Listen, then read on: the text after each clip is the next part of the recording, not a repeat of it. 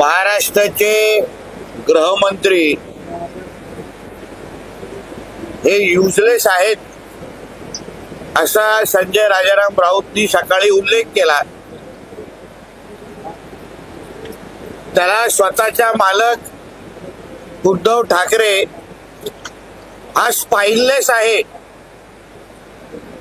हे त्याला अजूनपर्यंत दिसलेलं नाही. मराठा आरक्षण आणि ओबीसी आरक्षणावर अजूनपर्यंत थेट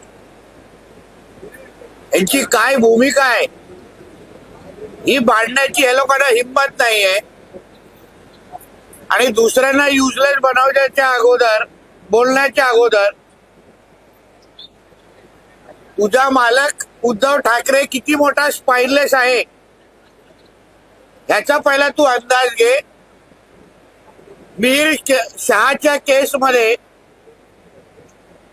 जेवढी तात्परतेने आमच्या सरकारने कारवाई केली तेवढीच तात्परता तुझ्या महाविकास आघाडीच्या सरकारने कधी दाखवली नसती. अगर तेवढीच प्रामाणिकतेने दिशा साल्यान आणि सुशांत सिंग राजपूतचे केसाची कारवाई झाली असती तर आज आदित्य ठाकरे जेलमध्ये असता.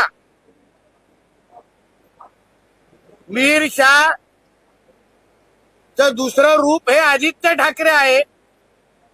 तीच प्रवृत्ती आहे. त्यावेळी पण हे दोन्ही खून दिशा सालेर आणि सुशांत सिंग राजपूतचे खून हे लोकांनी लपवले आणि म्हणून हा पेंग्विन बाहेर वळवळ करतोय. मोठा वरळीमध्ये जाऊन खुनाचा गुन्हा दाखल करा अशी बोलण्याची हिंमत करतोय आणि स्वतःचे हात दिशा सालियान आणि सुशांत सिंगच्या खुनात बरबटलेले आहेत ते ह्याला दिसत नाही. तेव्हा सगळे विटनेस गायब केले, सीसीटीव्ही फुटेज डिलीट केला, केस पूर्ण पद्धतीने दाबली, कमिशनरवर दबाव टाकला वडील मुख्यमंत्री होते म्हणून. आणि आता मिहिर शाह ला अटक 302 दाखल करा. या अगोदर मिहिर शाहचा बाप कोण असेल तर हा आदित्य ठाकरे आहे. त्याचाच डुप्लिकेट हा आदित्य ठाकरे आहे. म्हणून जो नियम मिहिर शाहला लागतो तोच नियम या आदित्य ठाकरेला पण लागतो एवढं मी ह्या निमित्ताने म्हणेन. बोला. मराठी आहे का नाही आता बोला. संजय राउत ने जो है वर्गीकरण मामले को लेकर देखिए, जिसका खुद का लीडर उद्धव ठाकरे ये स्पाइनलेस है वो दूसरे को यूजलेस बोलने का हिम्मत भी वो करे नहीं. क्योंकि महाविकास आघाड़ी की सरकार जब भी थी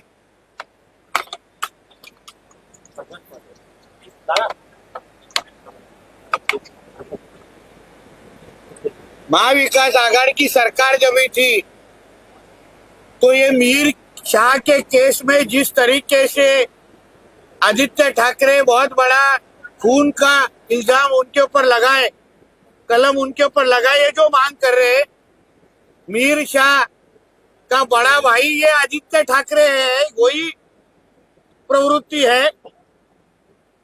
जिस तरीके से सुशांत सिंह राजपूत और दिशा सालियन केस में इन्होंने केस को दबाया, विटनेस को गायब किया, सीसीटीवी डिलीट किया, वो सारी चीजें हमारे महायुति के सरकार में हो नहीं रही है.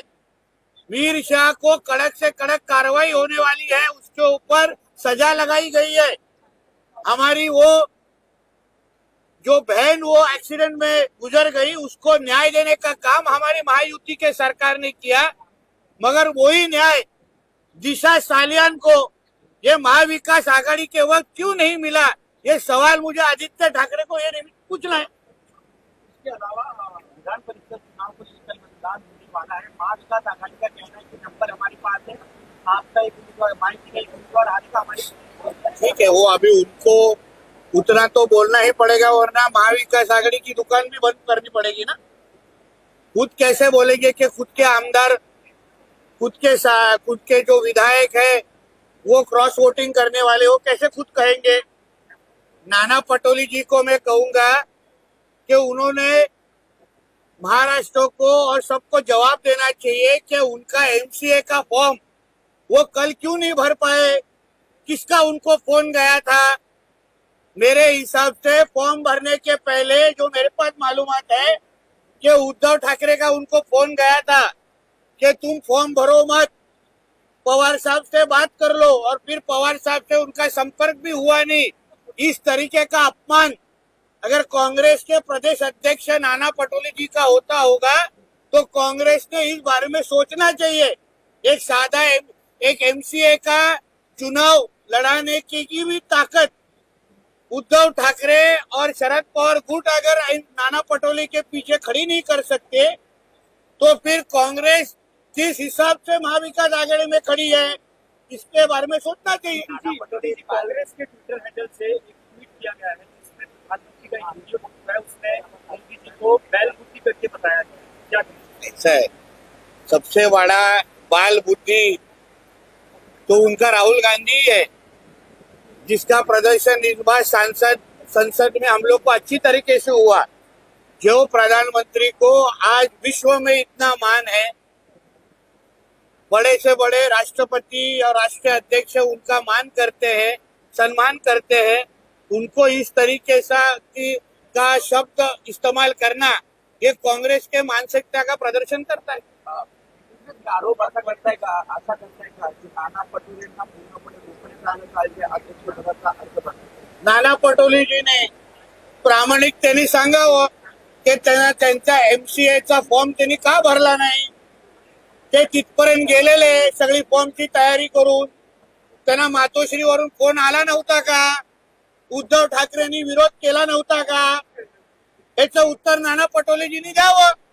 अगर त्यांना नाही द्यायचं असेल तर माझ्याकडे काही पुरावे आणि विटनेस आहेत ते देतील का भूषण पाटीलचा फॉर्म भरला गेला एमसीएचा, नाना पटोलेजींनी पूर्ण तयारी केलेली एमसीएचं अध्यक्षपद लढण्याचं, तो उद्धव ठाकरेंनी का विरोध केला, पवार साहेबांच्या नावाचा वापर कसा केला गेला।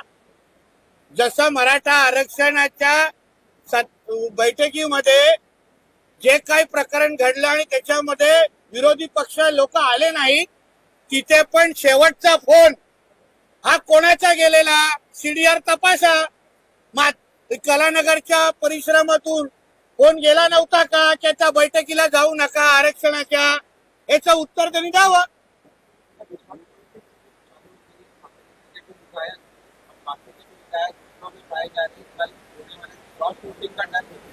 डर नहीं है, हमको थोड़ा होटल के बिजनेस की भी चिंता है, तो हमें ऐसा लगता है कि हम थोड़ा होटल के मालिकों को थोड़ा मदद करना चाहिए, इसलिए हम लोग समाज सेवा कर रहे हैं। उसको फायदा होगा। हाँ, तो उनका कहने का उनका काम ही है ना, वरना उनका दुकान ही बंद हो जाएगा।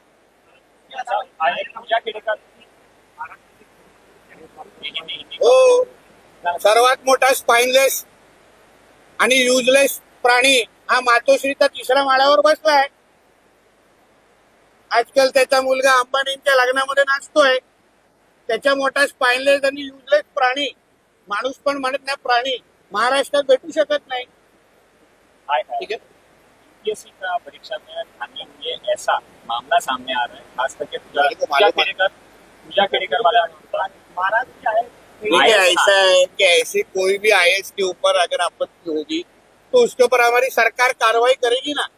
कोई भी लॉ के बड़ा नहीं है, कायदे से बड़ा कोई नहीं है, और जिसने कुछ भी गलत किया रहेगा, रूल के बाहर जाके काम किया रहेगा, उसके ऊपर कार्रवाई होगी।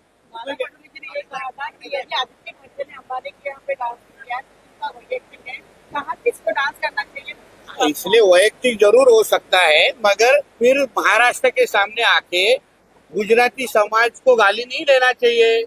अंबानी जी के साथ हमारा भी बहुत पुराना रिलेशन है, सिर्फ उनके घर का रिलेशन नहीं, हमारा भी रिलेशन है, मगर हम लोग उनके घर पे जाके शादी में उनके साथ कंधे से कंधे मिलाना और बाहर आके गुजराती समाज को ही गाली देना, ऐसी गंदी हरकतें हम लोग करते नहीं है, ऐसी नीच हरकतें हम लोग करते नहीं है। यही फर्क है हम लोग में और उद्धव ठाकरे के फैमिली में। चलो, थैंक यू।